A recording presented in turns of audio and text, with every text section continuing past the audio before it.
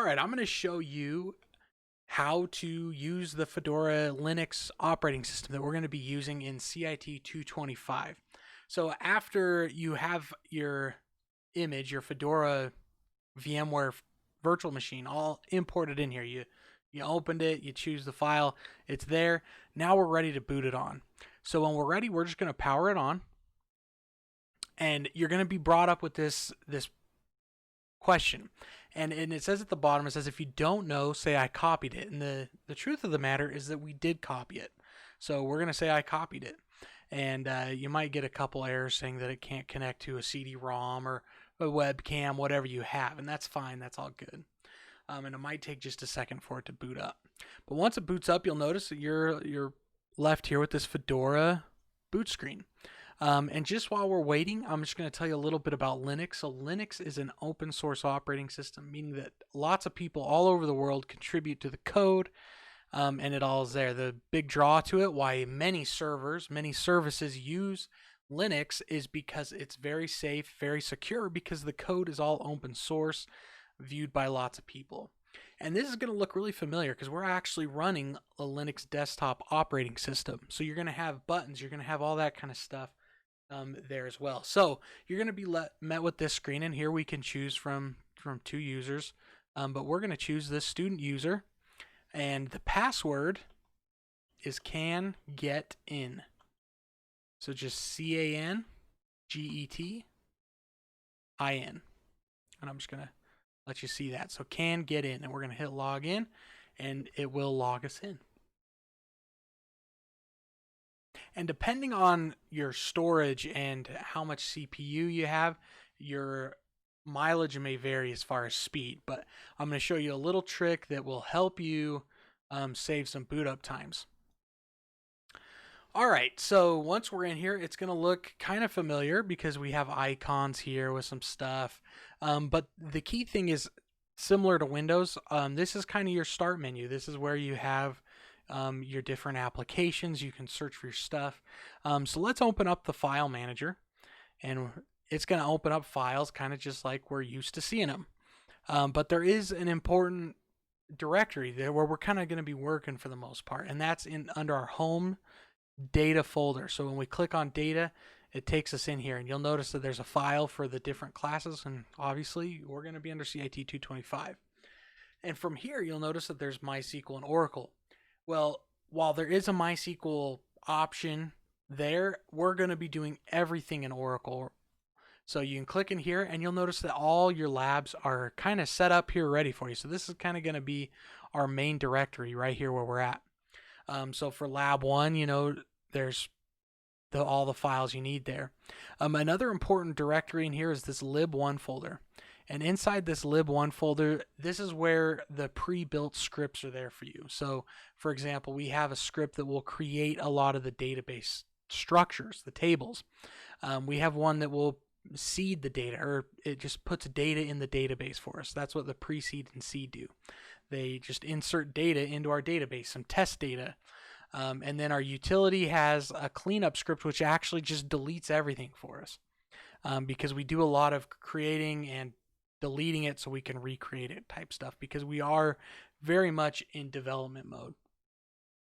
So this is something familiar that you can kind of get used to. You can move around in your files like this.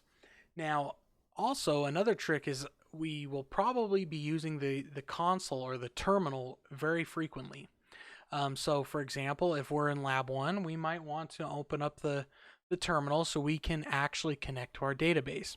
So when you're inside of a folder you want to go to, you can right click on some of the blank empty white space in that directory, and then you can go to actions and say open terminal here. And it will actually open up a terminal window at that location. So then we're already here. So if we type the ls command to list the directory, we can actually see the same file. So here we have tutorial and apply Oracle lab1.sql. So you don't need to get too worried about the Linux commands just yet. I hope you kind of experiment a little as you go, but we don't need to worry about it too much right now because you can actually do everything for the most part without it. The only thing that you need to do from the terminal is connect to the database itself. So let's get connected. So to connect to Oracle, our database system, we're going to type in SQL Plus. And that SQL Plus is just an application that is going to allow us to send commands to our database, and it will send us stuff back. So SQL Plus is the application, and then we're going to pass it a username and password. So then we type student / student, and that is just our username and password. So our username is student and our password is student. If we just hit SQL Plus without that, it'll actually prompt us to ask, and so then you can just type in student, and when you type in the password, it's not going to show you typing, but it works. And there we go. So student, and then it'll say you're connected. Once we're connected, we are ready to send commands to our database. So just as a quick example, we can say select table name from user tables. And this will give us a list of some of our tables here. So you can see we have a few there. And so then when you're all done and you've done your work and you're ready to be done, you can type exit, and it will drop you back into that Linux prompt.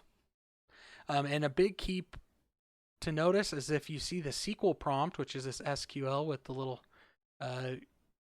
greater than caret, you are in the SQL prompt. You're logged into SQL Plus. If you see this $, that means that you are in Bash or the Linux command prompt. So you'll see me mention like, oh, run this in the Linux terminal command or run this SQL command, and then you'll know the difference is if you need to run a SQL command, run it from the SQL prompt after you've connected.